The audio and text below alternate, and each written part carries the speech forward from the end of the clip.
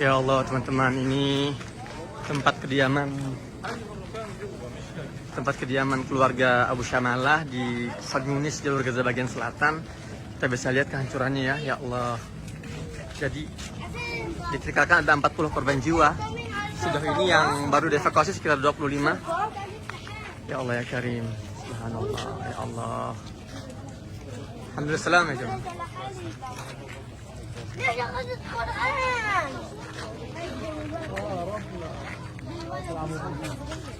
يا الله يا كيف حالكم جماعة؟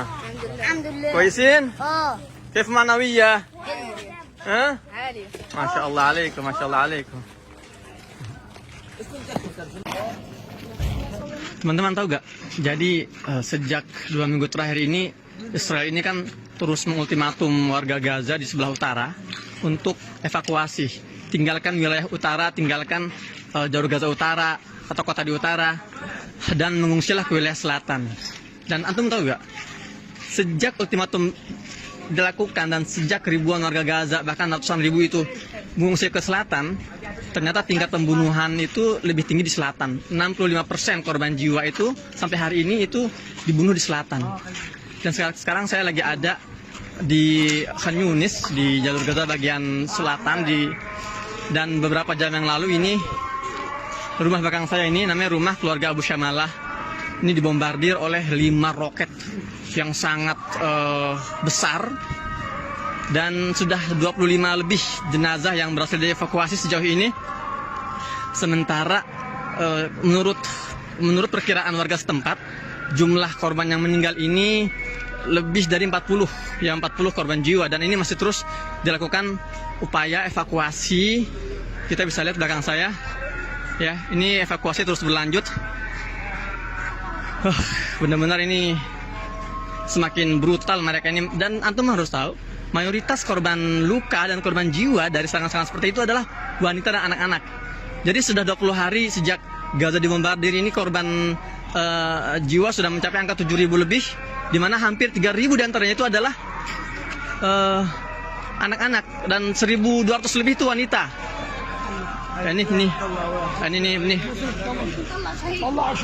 Ini baru berhasil menemukan syahid nih. Ya Allah ya Allah ya Allah. Ya teman-teman, ini baru satu. Itu dia, berhasil mengevakuasi satu syahid lagi. Ya Allah. Jadi masih banyak banget yang terkubur di belakang saya ini, masih tertimbun di antara reruntuhan dan puing-puing bangunan. Kita doakan semoga ini semua cepat berakhir. Semoga tidak ada lagi korban jiwa dan korban luka yang jatuh, teman-teman. Ya Allah, doakan kami di Gaza, Palestina. Saya Muhammad Hussein. Assalamualaikum warahmatullahi wabarakatuh.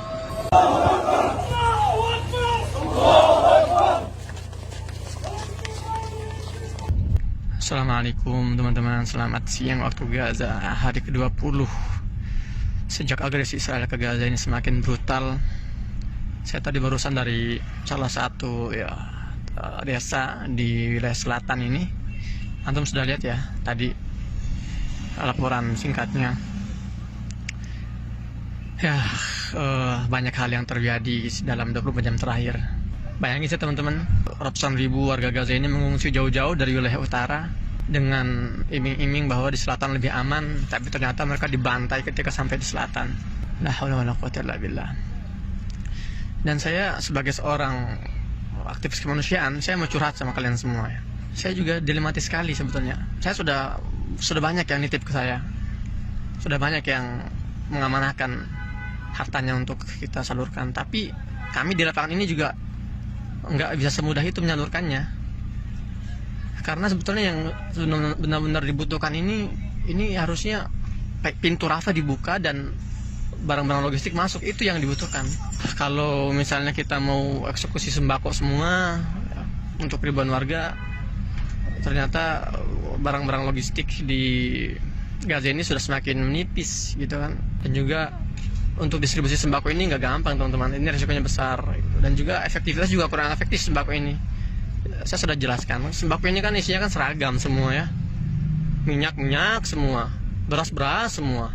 Tapi kita berikan ke keluarga yang mengungsi, mereka mengungsi itu kan nggak ada kompor, nggak ada dapur khusus gitu loh. Jadi gimana mereka mengolahnya juga para pengungsi ini juga punya kebutuhan yang bukan hanya sembako, jadi seperti pampers, pembalut. Makanya kita inisiatif bagi-bagi kupon belanja. Kita bawa ribuan warga ini untuk datangi sebuah mall, beberapa mall gitu ya, untuk mereka milih sesuai kebutuhan. Tapi ternyata mall-mall itu juga sudah semakin menipis persediaannya gitu.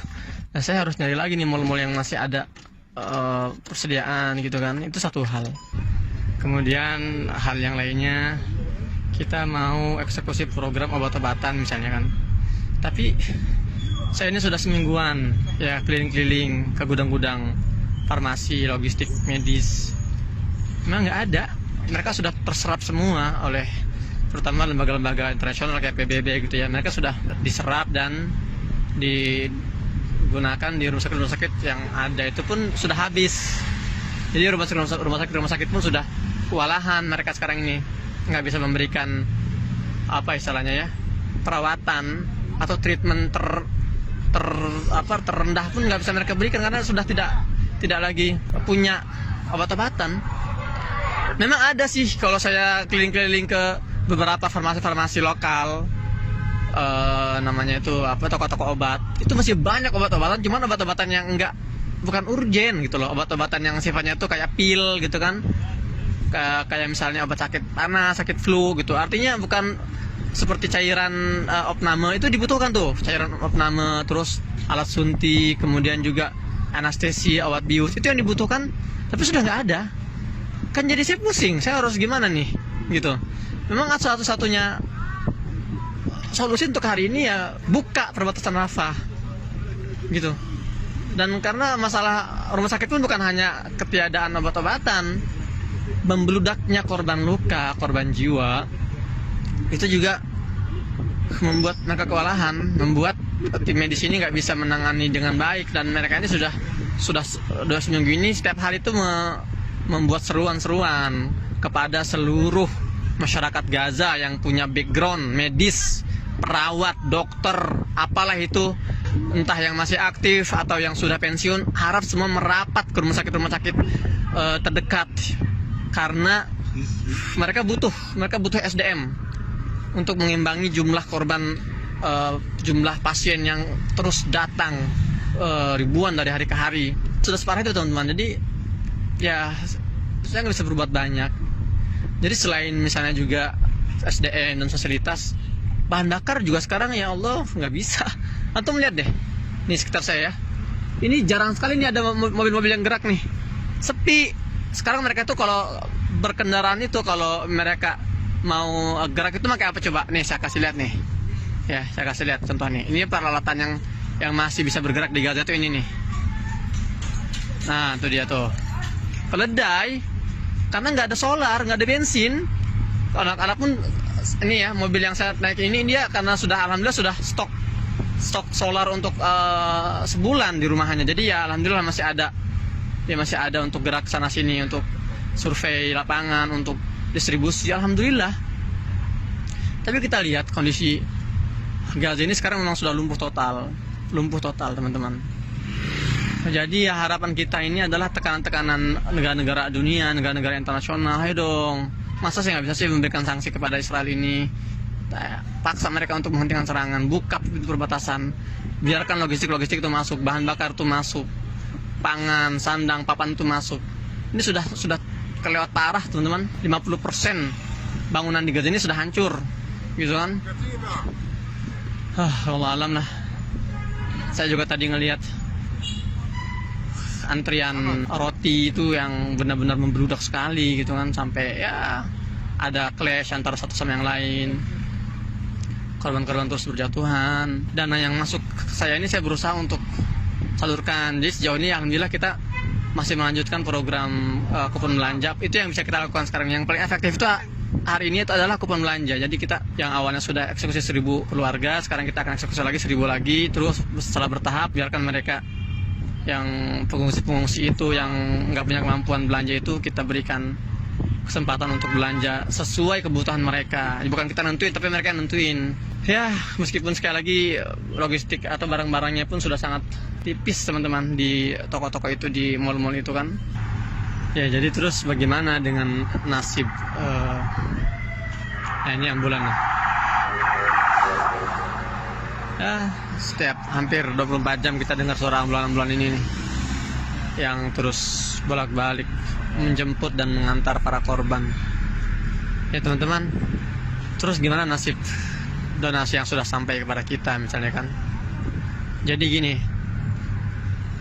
apa yang terjadi hari ini tuh masih dampaknya itu masih sangat lama sekali ya, kita juga nggak bisa terburu-buru harus mengeksekusi semua bantuan hari ini, karena kondisi sekarang memang situasinya tidak kondusif untuk bisa maksimal ya, untuk memberikan bantuan. Kita nggak bisa bagi-bagi bantuan ini secara misalnya sporadis gitu kan, tanpa adanya koordinasi gitu kan. Saya bisa aja foto juga direct dokumentasi laporin semuanya, nggak bisa aja, cuman kan haram itu hukumnya kan.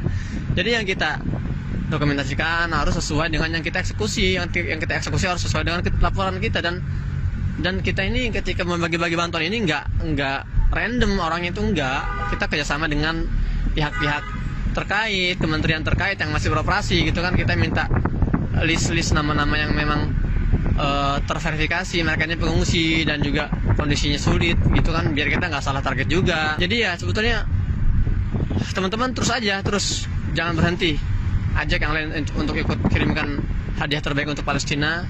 Itu pasti akan kita salurkan insya Allah semampu kita.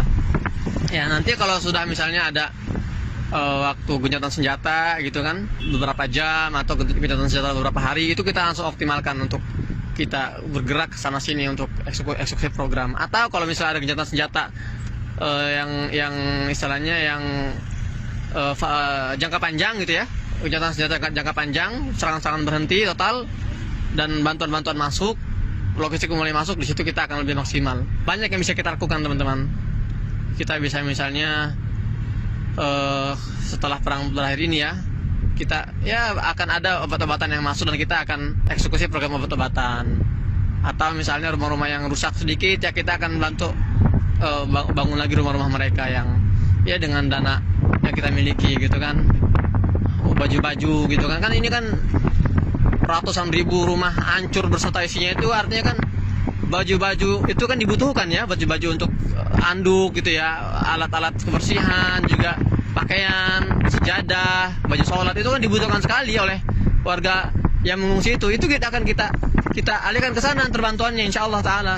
Tapi sekali lagi kita menunggu situasi benar-benar kondusif ya. Adapun sekarang sekali lagi yang paling masuk akal itu dan yang paling irasional itu ya kita kupon belanja ini ya, yang masih bisa benar-benar kita maksimalkan. Air bersih bagaimana? Air bersih juga udah nggak bisa di tempat saya ini, udah nggak bisa karena nggak ada yang bergerak gitu ya.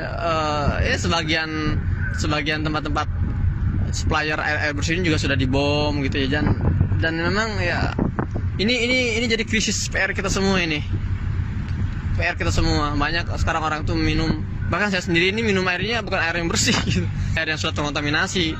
Sekarang di pengungsian itu banyak tersebar wabah penyakit, dan ternyata cacar air juga lagi tersebar nih. Jadi kondisi bencana kemanusiaan ini terus semakin memburuk ya, dan kita harapan satu-satunya ya, kita berdoa pada Allah semoga ini segera selesai, dan negara-negara yang sedang nonton tolonglah lebih proaktif lah, lebih tunjukkan lebih keseriusannya gitu ya. Tekanlah agar serangan-serangan ini berakhir gitu kan. Berikan sanksi kepada para teroris Netanyahu dan teman-teman satu kolam itu ya. Tunggu apa lagi? Apakah menunggu korban terus berjatuhan, menunggu anak-anak tak berdosa dibunuhin? Ya Allah ya Karim, semoga setiap langkah kita dilindungi oleh Allah Ta'ala dan dicatat sebagai pahala jihad, perjuangan fisabilillah. Itu yang bisa saya sampaikan teman-teman. Hari ini hari Kamis 26 Oktober 2023. Saya Muhammad Hussein mohon pamit. Assalamualaikum warahmatullahi wabarakatuh.